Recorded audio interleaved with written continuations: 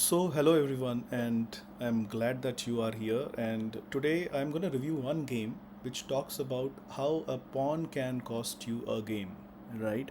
Where I was playing against uh, a player, right? And we was at a higher rating, and because of this game, we were able to reach 1800 ELO.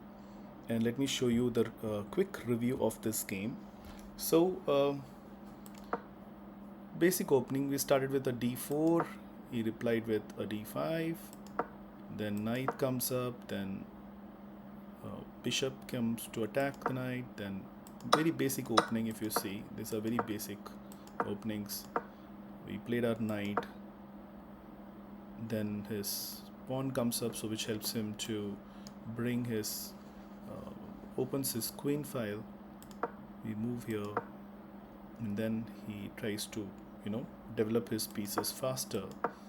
And this was a good move because he played this, and then we could take this. Then he took it back. This was a good move to chase his pawn and also chase his bishop, and also we had an opportunity to attack this with two pieces, right? But he only have one player to attack, or probably one piece to defend it, right? So he goes back, then we take this, then he brings his knight up. We kind of open our rook file, and then probably planning for a quick castle. Queen moves out, and then castling happens. This moves in, and we attack. He takes it. Then now again he has an option to take this, but then we have two defenders to attack. So what he plays, he takes it with a knight, so I take it with my rook. Now he comes and attack here. We then has taken this with the knight, and then he moves his back, then bishop back, then we again capture another pawn. So this gives us a 3-pawn lead in this game already. And so keep munching the pawns whenever you get opportunity, and that will give you an extra edge in the end game, right? Because if you have equal pieces, like knight, bishop, rook, and queen, in the end, if you have extra pawns, then it is going to really help your game, right? So that's something that you need to keep in mind. So his knight goes to a very safe square, I would say. We push this, then we move forward. We support with the queen. His queen comes into attack. Um, yeah, we are. I think white was quite comfortable here because these are two pawns which can always give you an extra edge in the game, and you just need to keep moving. And um, you know, this can always, the bishop is always in the alignment to the attack the king, I would say. We move forward. He takes it. I take it. Now the interesting game plan comes in, where if you see, this pawn has two attacks. One is rook 1 and then rook 2.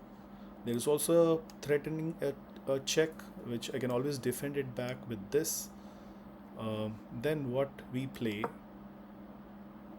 we just want to stop any opportunity for the queen to attack this row, this file, right? So we just move there. I'm just gonna go back and show you this move. I just take exchange. I just took his rook. He takes my rook. Yeah, we have developed our pawn, and now we go back here. We go and just kind of pin him, and then he gives a check. Now his plan was to take this pawn, and this is the main part of the game, okay, where I say a pawn can cost you a game. Now in this situation, I want to pause, and just want you all to think, if he takes that, what would be the move from white which can lead to a probable checkmate? So if you have your answers, you can think and then probably type in the comment, and I will show you the move Okay, all right. So what we played here is we just, kind of threatened his queen, and a very basic move is queen captures this pawn. Very basic, because it looks free, right? But in life, nothing comes free, is the saying, yeah? So he takes it, and then the move comes.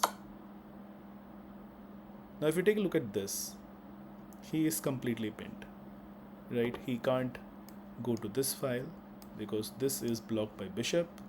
He can't come here because this is completely covered by rook, and he can't move forward because that's a check that he has to avoid now.